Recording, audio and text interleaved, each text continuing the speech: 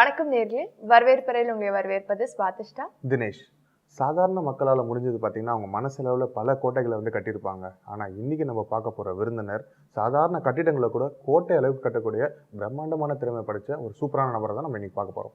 S, Vishal promoters private limited உடைய founder and chairman திரு இளங்கோவன் அவர்களை தான் இன்னைக்கு நம்ம நிகழ்ச்சியில சிறப்பு விருந்தினராக சந்திக்க போறோம். வணக்கம் சார். வணக்கம். அதாவது ஃபர்ஸ்ட் உங்களோட லைஃப்பை ஸ்டார்ட் பண்ணும்போது பார்த்தீங்கன்னா ஒரு கான்ட்ராக்டராக இருந்தீங்க. அதுக்கப்புறமா ஒரு ப்ரொமோஷன், அதாவது ப்ராப்பர்ட்டி டெவலப்மெண்ட் கம்பெனி ஆரம்பிச்சிங்க. இதுக்கெல்லாம் முக்கியமான ஒரு பேஸ்ன்னு பார்த்தீங்கன்னா உங்களோட நாலேஜ், உங்களோட படிப்பு அப்படின்னு சொல்லலாம். ஸோ ஆனால் எல்லா படித்தவங்களாலையும் இந்த அளவுக்கு சக்ஸஸ் ஆக முடியுதான்னு கேட்டால் இல்லை. ஸோ அந்த படிப்பையும் மீறி உங்ககிட்ட என்ன ஸ்பெஷலாக இருந்தது நீங்கள் இந்த சக்ஸஸை மீட் பண்ணுறதுக்கு? உன்னை அறிந்தால் நீ உன்னை அறிந்தால் உலகத்தில் போராடலாம் அப்படின்னு ஒரு சினிமா பாட்டு படிப்பீங்களா? இப்போ நான் இல்லை, படித்து முடித்த எல்லாருமே முதல்ல நம்மளை விட வேறு யாருமே நம்மளை மதிப்பு போட முடியாது. நம்மளாவே அதை இது பண்ணிக்கணும். நம்மளால் என்ன முடியும் அப்படிங்கிறத நம்ம டிசைட் பண்ணிடணும் ஃபர்ஸ்ட்டு. டிசைட் பண்ணால் இப்போ நம்ம இப்போ கிடைச்சதை வச்சு திருப்திப்படுற ஒரு கேட்டகரி அப்படின்னு சொல்லி சொன்னால் நம்ம என்ன பண்ணோம்னா we are not fit for any business. நம்ம எங்கேயாவது ஒரு கன்சர்னில் வேலைக்கு போயிடணும். வேலைக்கு போயிட்டு கடுமையாக உழைச்சி ஒரு கிளர்க்காக ஜாயின் பண்ணலாம், இல்லை ஒரு ஒரு லோயர் கேட்டகரியில் ஜாயின் பண்ணி அந்த கம்பெனியோட பிரசிடெண்ட்டாக வரைக்கும் கூட வரலாம். இல்லை ஒரு கவர்மெண்ட் ஜாப்பில் ஜாயின் பண்ணி கிளரிக்கல் லெவலில் ஜாயின் பண்ணி ஈவன் கன்வர்ட் ஐஏஎஸ் லெவலில் கூட வரலாம், செக்ரட்டரியாக கூட வரலாம். பிஸ்னஸ்க்கு வரக்கூடாது. பிஸ்னஸுக்கு வரணும் அப்படின்னு சொல்லி சொன்னால் எதுலேயுமே திருப்தி அடையக்கூடாது. இந்த ஜக்கி வாசுதேவ் குருஜி சொல்கிறார் இல்லையா, அது மாதிரி அத்தனைக்கும் ஆசைப்படு அப்படின்றாங்கல்ல. ஓகே, அத்தனைக்கும் ஆசைப்படுற ஒரு மனப்பக்குவம் இருக்கிறவங்க மட்டும்தான் பிஸ்னஸுக்கு வந்தால் ஜெயிக்க முடியும். சார், இப்போ இருக்கிற யங்ஸ்டர்ஸ்க்கு எல்லாருக்குமே என்ன ஒரு மைண்ட் செட்னா, படிச்சு முடிச்சோடனே எக்கனாமிக்கலாக பெனிஃபிட்டாக இருக்கிற ஒரு வேலைக்கு போகணும் அப்படின்ட்டு ஒரு மைண்ட் செட் எல்லாருக்குமே இருக்கு. இப்போ இந்த கன்ஸ்ட்ரக்ஷன் ஃபீல்டில் பார்த்தீங்கன்னா சிவில் இன்ஜினியரிங் ஆப்ட் பண்ணுறதை விட எல்லாரும் பிஆர்க்கு ஆர்கிடெக்சர் தான் நிறைய ஆப்ட் பண்ணுறாங்க. ஏன்னா அதுக்கு இன்னும் நிறைய ஸ்கோப் இருக்குது அப்படின்னு சொல்லிட்டு. ஸோ உங்களுடைய பாயிண்ட் ஆஃப் வியூவில் எக்கனாமிக்கலாகவும் சரி நல்ல ஒரு க்ரோத் இருக்கிற ஃபீல்டு எது சார்? எது நீங்கள் அட்வைஸ் பண்ணுவீங்க? சிவில் இன்ஜினியரிங், பிஆர் ரெண்டுமே ஷெல்டர் இண்டஸ்ட்ரியில் வர்றது தான். உங்களுக்கு ஒரு இயற்கையிலே கொஞ்சம் கற்பனா சக்தி அதிகமாக உள்ளவங்க, கொஞ்சம் அந்த மாதிரி பீப்புள் அவங்க பிஆர்க்கு எடுத்து படிக்கணும். கொஞ்சம் ஹார்ட் ஒர்க்கிங் நேச்சர் உள்ளவங்க பிஇ சிவில் எடுத்து படிக்கலாம். இப்போ நீங்கள் கேட்டபோதே நீங்கள் சொன்னீங்கல்ல, எடுத்தோடனே நமக்கு ஒரு இது வேணும் அப்படின்னு சொல்லிட்டு, ஒரு ஜாப் செக்யூரிட்டி, ஒரு இது வேணும் அப்படின்னு நினைக்கிறவங்க அதில் தான் இருக்க முடியும். அவங்களுக்கு அந்த சிவில் இன்ஜினியர்னா ஒரு சிவில் இன்ஜினியராக ஒரு கன்சர்னில் தான் ஒர்க் பண்ணணும். அவங்க அவசரப்பட்டு தொழில் பண்ண வந்தாங்கனாலும் தோற்றுருவாங்க. சப்போஸ் அந்த ஒரு திருப்தி தன்னால், அதாவது எனக்கு போதும் அப்படின்ற ஒரு மனநிலை உள்ளவங்க அதிலே தான் இருக்கணும், தொழிலுக்கு வரக்கூடாது.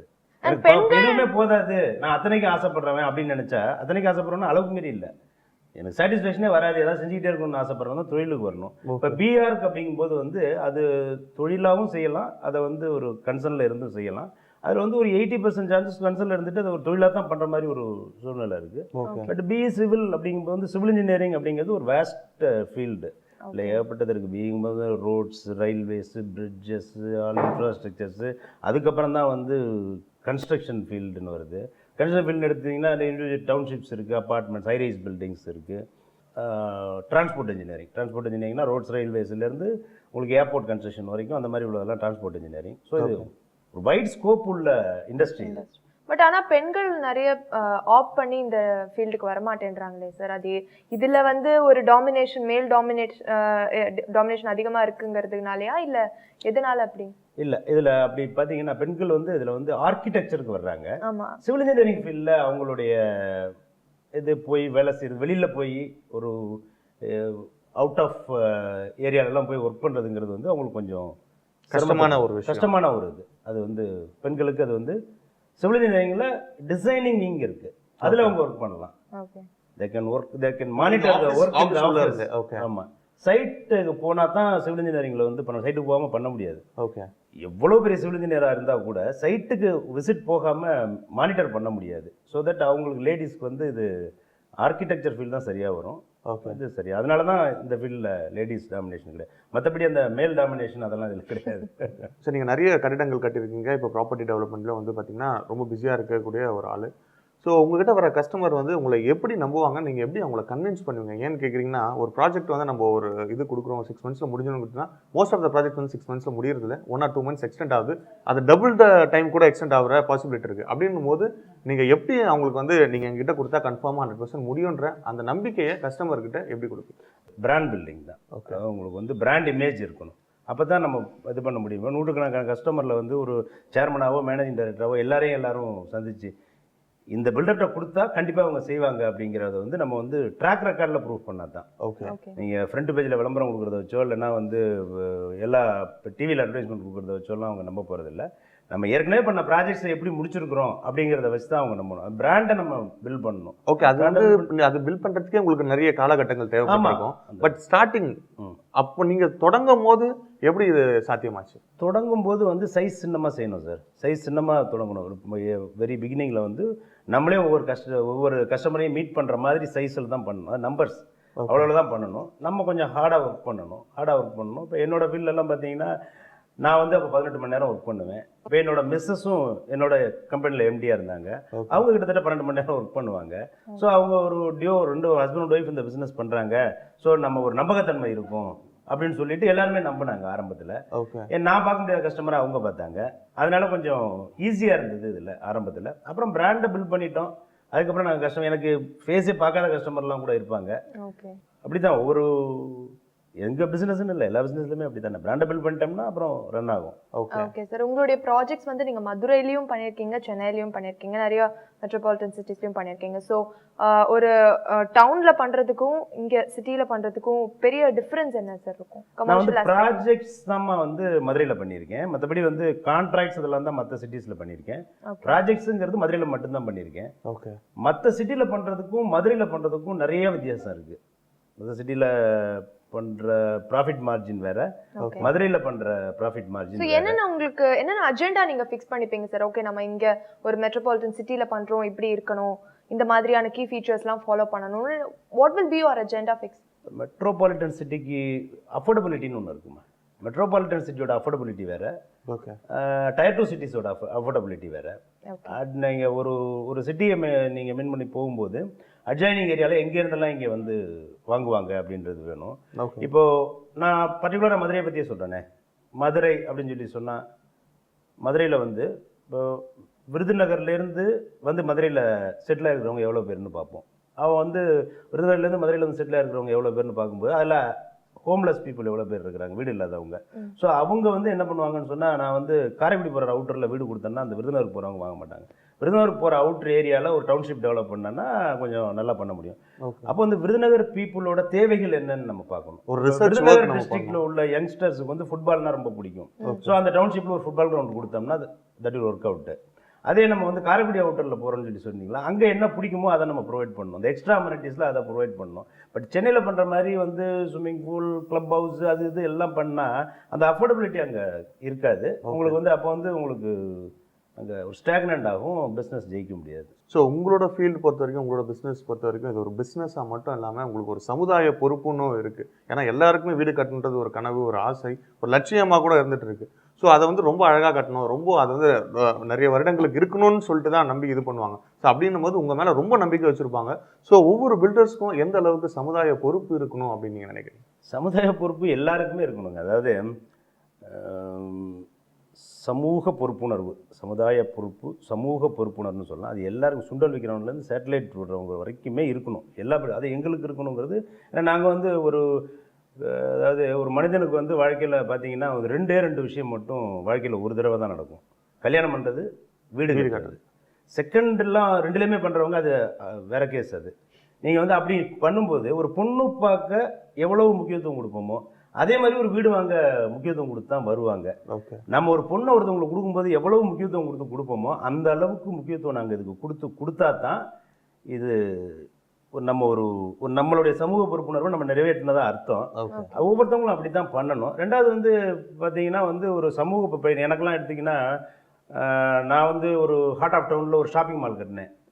ஒரு 5 தேட்டர், ஐநாக்ஸ் தேட்டர் அங்கே இருக்குது மதுரையில் ஃபார் த ஃபஸ்ட்டு டைம். அதாவது சென்னை, கோயம்புத்தூரை விட்டுட்டிங்கன்னா தமிழ்நாட்டிலே பிக்கெஸ்ட் மால் அதுதான். அதில் 5 தேட்டர் இருக்குது, அவ்வளோ ஃபெசிலிட்டியும் கொடுத்தேன். அதே இடத்துல நான் வந்து அப்பார்ட்மெண்ட்ஸ் கட்டியிருந்தேன்னா அப்போ வந்து இப்போ இருக்க மாதிரி ரெசெஷனில் அப்போ ரொம்ப பீக்கில் இருந்த time. I could have minted money like anything. ஆனால் எனக்கு வந்து அப்போ ஒரு சமூக பொறுப்புணர்வு இருந்துச்சு. நமக்கு ஐடென்டிட்டி கொடுத்த மதுரைக்கு நம்ம ஒரு ஏதாவது செய்யணும் பதிலுக்கு. அப்போ வந்து நம்ம செய்யணும் அப்படின்றதோட நான் ஒரு சமூக பொறுப்புணர்வோடு அதை செஞ்சேன். ஏன்னா மதுரைக்கு வேணும், மதுரைக்கு இது வேணும்.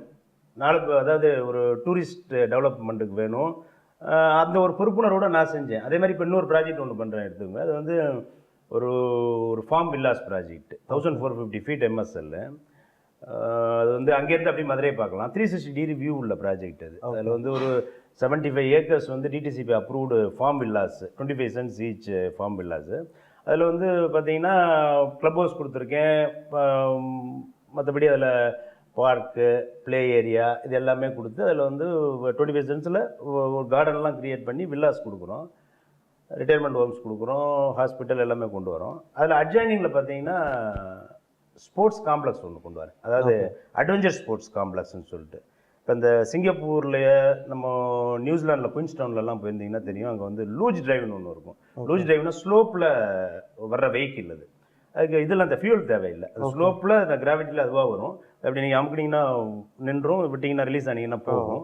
அது கீழே வந்தோடனே இப்போ என்னோட டோபோகிராஃபி அந்த மாதிரி இருக்குது. ஒரு ஹில்லு 1450 300 ஃபீட்டுக்கு எனக்கு அதில் ஸ்லோப் இருக்குது. என்னோட ப்ராப்பர்ட்டிலே 8 கிலோமீட்டர் ரோடு இருக்குது. ஸோ அதில் ஒரு 2 கிலோமீட்டர் எடுத்து லூஜ் டிரைவ் கொடுக்குறேன். தென் இங்கேருந்து மேலே போகிறதுக்கு ரோப்வே கொடுக்குறோம்.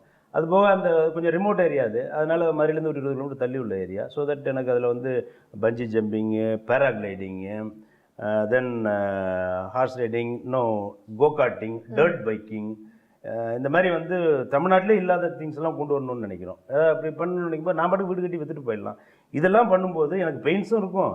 நான் வந்து மதுரைக்கு எனக்கு ஐடென்டிட்டி கொடுத்த மதுரைக்கு நான் ஏதாவது பண்ணணும் இல்லையா? அது மாதிரி நான் என்னோட சமூக பொறுப்புணர்ந்து செயல்படுறதுனால செய்யணும். இது மாதிரி ஒவ்வொருத்தருமே செய்யணும். உங்களை மாதிரி ஒரு ஊடக உள்ளவங்களும் உங்களுடைய பொறுப்பு உணர்ந்து நீங்களாம் செயல்படுறீங்க. அந்த மாதிரி வந்து எல்லாருமே அவங்க பொறுப்பு உணர்ந்து செயல்படணும்.